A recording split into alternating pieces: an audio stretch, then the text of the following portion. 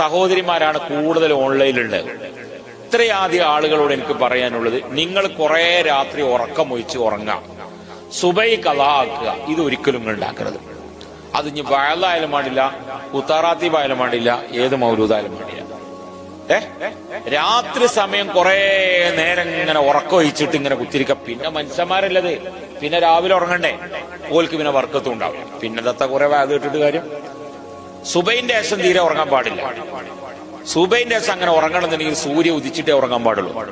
ബർക്കത്ത് കെട്ടവനായിരിക്കണമെങ്കിലേ സുബഹിക്ക് ശേഷം ഉറങ്ങ് പരമസുഖത്തിലായി. സുബൈന്റെ ശേഷം ഉറങ്ങാൻ പാടില്ല. കുട്ടികളോടൊക്കെയാ പറയണത്, സുബൈന്റെ ശേഷം നമ്മൾ ഉറങ്ങരുത്. അത് പരീക്ഷയിൽ ജയിക്കൂല, പരീക്ഷയിൽ ജയിക്കൂല, ഓർമ്മശക്തി ഉണ്ടാവൂല.